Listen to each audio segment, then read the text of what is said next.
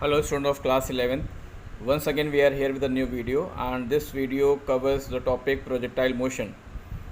Before this video we had discussed about so many topic like vectors, product of vector, scalar product, dot product, and motion in a plane. So many topic we had discussed. So if you had not watched that video, first we watched that video. And in this video we are going to cover the topic projectile motion, the range, the flight time, and the maximum height attained by the projectile. Now what is projectile, and it is a new topic for you all. So before starting, I just want to add few points here. You listen very carefully, and if you think that it is important, you can note it down also.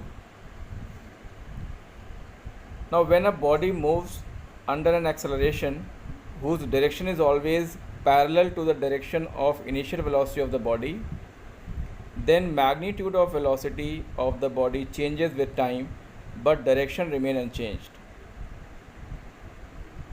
Means if a body is moving under an acceleration and the direction of acceleration is parallel to the direction of initial velocity, then only magnitude of velocity will be changed and there will be no change in the direction. This is very important, and this type of motion is called a straight line motion. For example, when we throw a ball vertically upward or drop it downward, then it performs a straight line motion under vertical gravitational acceleration. So this is the first point you have to remember. Second, when a body moves under an acceleration whose direction is different from the direction of initial velocity. Listen carefully. When a body moves under an acceleration whose direction is different from the direction of initial velocity, then both magnitude and direction of its velocity change with time, and hence the body moves on a curved path in a plane, and this type of motion is called plane motion. Again I want to add, when a body moves under an acceleration whose direction is different from the direction of initial velocity, then in this case both magnitude and direction of its velocity changes with time, and this type of motion is called plane motion, and body moves on a curved path in a plane. And the example of this type of motion is projectile motion. So when a body is thrown upward in the direction different from the vertical, then it is acted upon by the acceleration due to gravity, which act vertically downward and moves along the curved path in a vertical plane. This motion is called projectile motion, and its path is called trajectory. Trajectory. The path is called trajectory and the motion is called projectile motion. For example, the motion of bullet shot from the gun, the motion of rocket after burnout, the motion of bomb dropped from the aeroplane, and the motion of a ball thrown in a horizontal direction are the example of projectile motion. So what is projectile motion? I think few idea you got from this. Now what is projectile motion? Projectile motion is a motion in which an object is thrown near the earth's surface and it moves along the curved path under the action of gravity only. So this is the meaning of projectile and projectile motion. What is projectile motion? It is a motion in which an object is thrown near the earth's surface and it moves along a curved path under the action of gravity only. So this is the definition of projectile motion. And if you see the diagram here, the skis, those who are play on the snow, if they jump, so you see the path followed by them, that is motion of snow border is descending from a slope. If you see this stunt performing by the bikers, so this is also in a parabolic path. If you see the fountain, motion of water jet coming out from the nozzle, it is also in a form of a parabola. So these are the few examples of projectile motion in our daily life. Now what assumption we used in projectile motion? This is very important question also. कि what are the assumption we made while discussing the projectile motion? So the first is the effect due to air resistance is negligible. The second is the effect due to curvature of earth is negligible. The third is effect due to rotation of earth is negligible. And the fourth is acceleration due to gravity is constant over the range of motion. These are the four assumptions we used in projectile motion. Now if you see, this is a ideal model of a projectile motion, and if you see, there are so many symbols here: R, capital H, and V, and one is there is angle theta. Now what are these we will discuss. See, if a ball is thrown at certain angle, then ball is behave like a projectile. So any object which is projected in the air is called as a projectile. So this ball is a projectile. Now point of projection, the point from which the object is projected in air is called as point of projection. Suppose you are kicking a football, from the point where you are kicking the football, that point is called point of projection.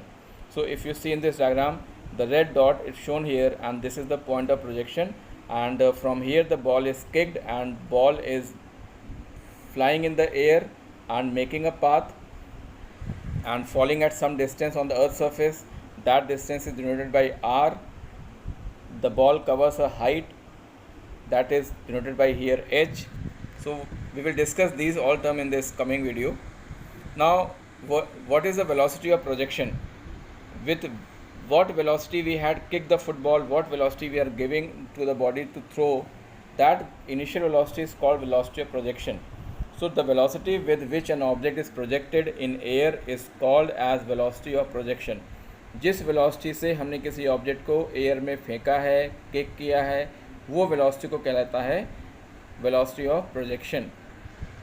This is very important because in numerical it is given velocity of projection. So you have to know that what is velocity of projection. The velocity of projection is by which the body is thrown with initial velocity. Now what is angle of projection? If you see in this diagram, the angle with the horizontal at which an object is projected in air is called as angle of projection. If you see in this diagram, it is very clear that from the horizontal surface where the body is thrown, that angle is called angle of projection. Now what is the trajectory? The parabolic path, if you see the curve, that is called parabola, and the parabolic path followed by the projectile in air is called its trajectory. If you see the line and the arrow, it is written also here, it is a trajectory. So it is nothing, it is a only path followed by the projectile. The path followed by the projectile in air is called its trajectory. Now what is time of flight? The time taken by the projectile to cover the entire trajectory is called as time of flight. Or we can say that till what time the body is in the air, that is also known as time of flight. So the time taken by the projectile to cover the entire trajectory is called as time of flight. जहाँ से हमने किसी body को kick किया है, जहाँ से हमने किसी बॉडी को फेंका है और वो कब तक एयर में थी, उस टाइम को हम बोलते हैं time of flight. This is denoted by capital T. Now what is the maximum height of projectile? The maximum height of projectile is the maximum vertical distance travelled by the projectile from the ground level during its motion. अपने motion के दौरान body vertically कितना ऊपर तक चली गई है, उसको हम बोलते हैं maximum height of the projectile. It is the maximum vertical distance travelled by the projectile from the ground level during its motion. If you see in the diagram, it is denoted by capital H and it is a maximum height. The next is horizontal range of the projectile. The horizontal range is the distance traveled by the projectile during entire motion. Suppose a body thrown from any point and it covers some distance on the horizontal and fall at any other point. So the distance from the throwing point to the final point is called horizontal range. If you see in this diagram, it is denoted by capital R and it is the range. It is called horizontal range, or we can say horizontal distance. Now is horizontal and vertical motions are interdependent. So if you see in this diagram, there are two balls, one is pink ball and one is yellow ball. So both pink and yellow ball are falling at the same rate. Yellow ball is moving horizontally while it is falling, have no effect on its vertical motion. If you see the yellow ball, it is moving horizontally and falling also, and the pink ball only falling. So if you see both in both the cases, blue and yellow ball, they both are falling at the same rate, and in yellow ball the vertical distance as well as horizontal distance both are covered and both are interdependent. It means horizontal and vertical motion are independent of each other.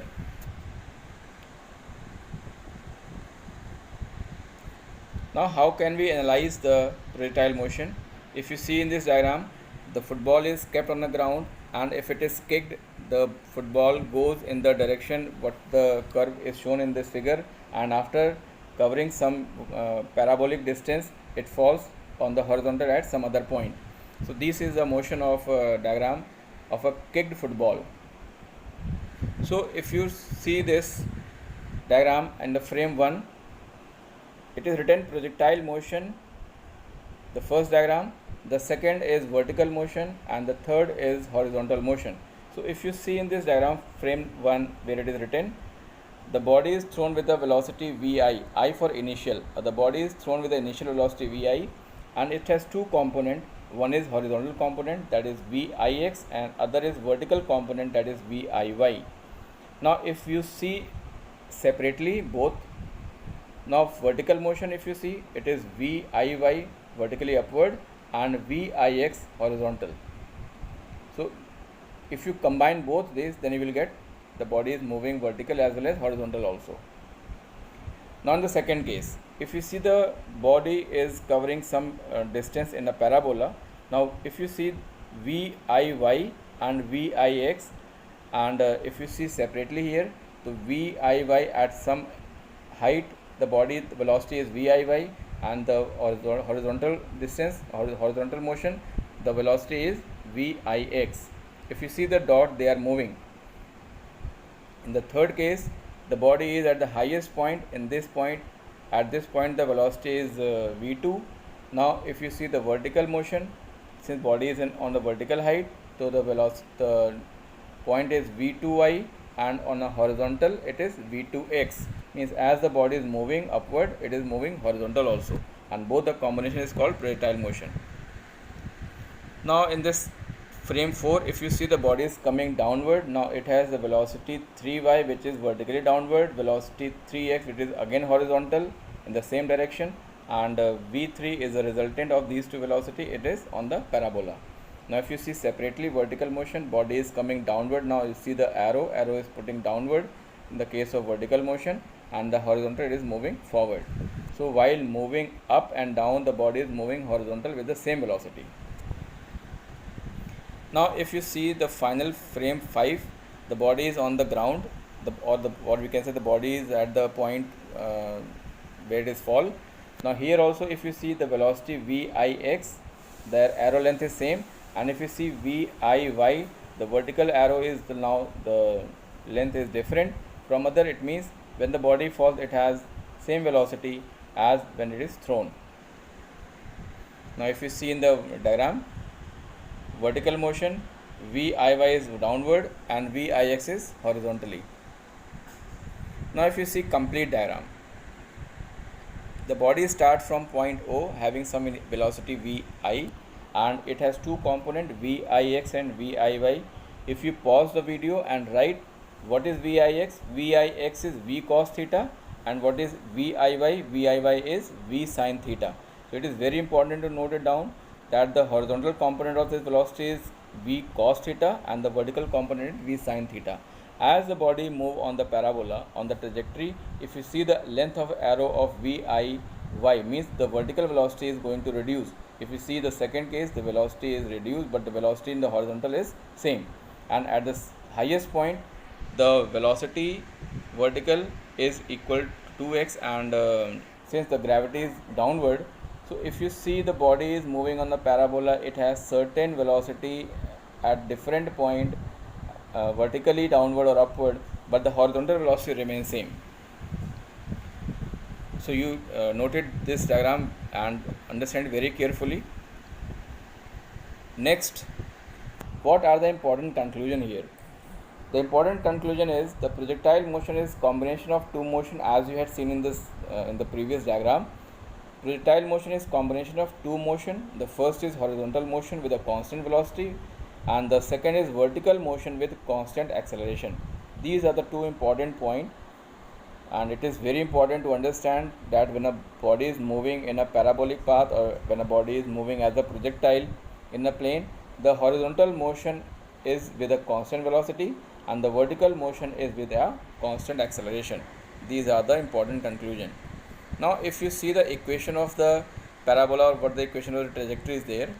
Now the horizontal distance traveled by the projectile in time t along x-axis. What the horizontal distance traveled by the projectile in time t?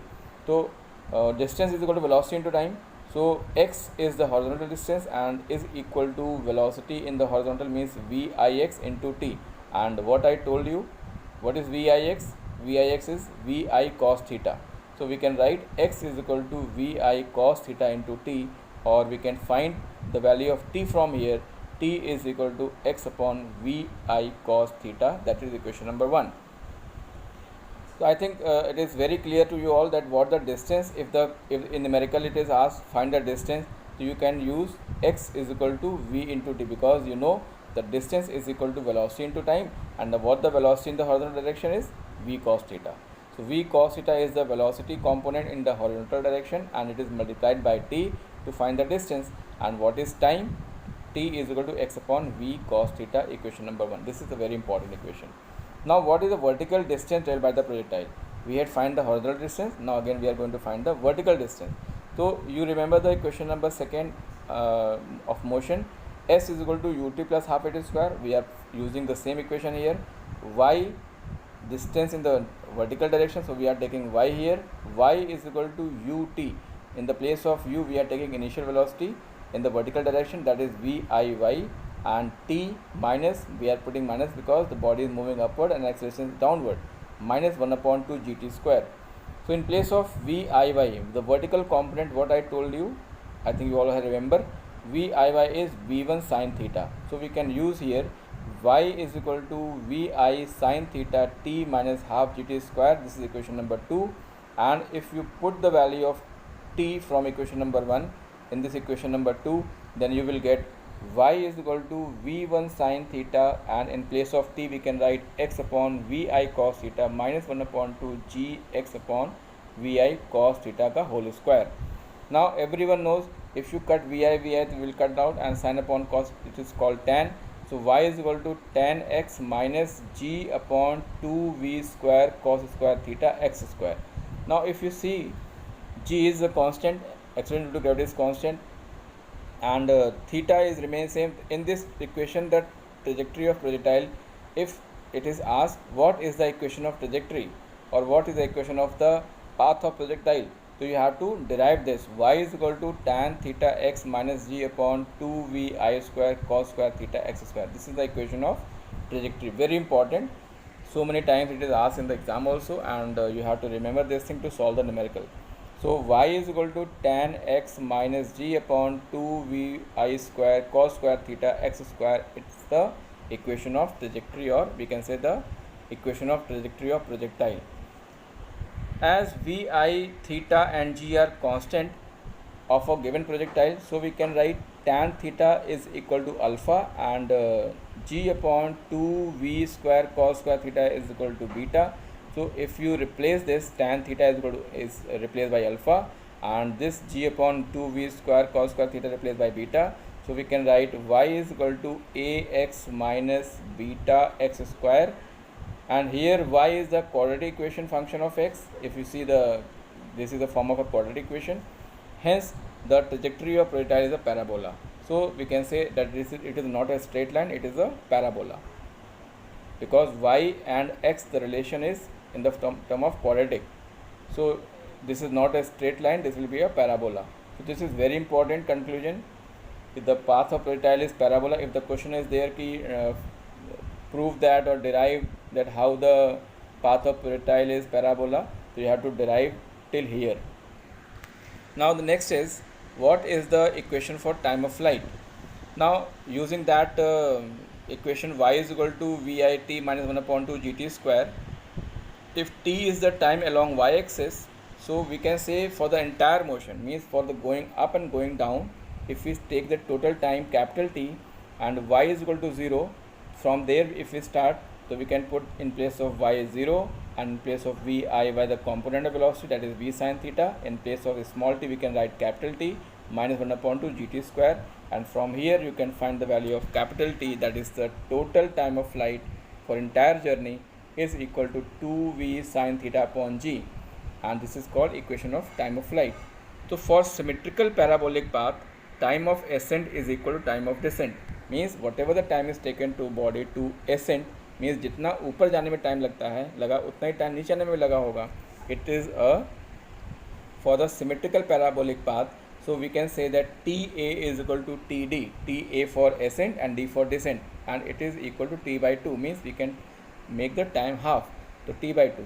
So we can write the time of flight for the maximum height or from coming from there to the ground is v sin theta upon g. तो if in the numerical, अगर numerical में ही पूछा जाता है कि maximum height तक पहुंचने में कितना समय लगा, मीन्स टाइम ऑफ एसेंट में कितना समय लगा, तो आप यूज़ करोगे v i sine theta upon g. और अगर ये पूछा जाता है कि पूरे जर्नी में कितना समय लगा, तो आप यूज़ करोगे 2v1 sine theta upon g. This is the difference in the two time. If you see the time capital T, it is the total time of flight, and TA and TD is the time of ascent or descent, means maximum height तक पहुंचने में कितना समय लगा और maximum height से नीचे उतरने में कितना समय लगा. It is VI sin theta upon G. This is very important. You all have to note it down in your copy and revise and compare it the topic from your NCERT also. Next is equation for horizontal range.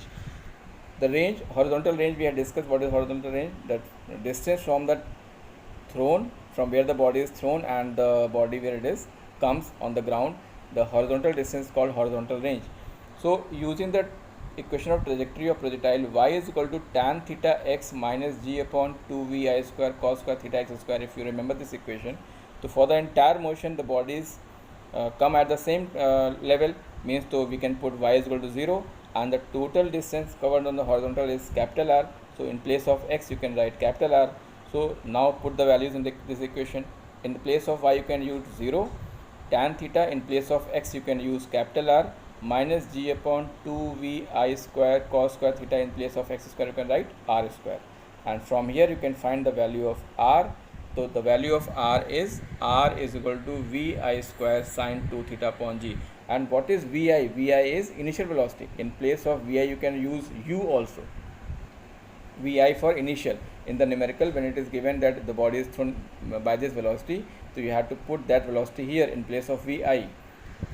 Clear? So this is the equation for the horizontal range. So for a given velocity of the projection, the range will be maximum when sin 2 theta is equal to 1.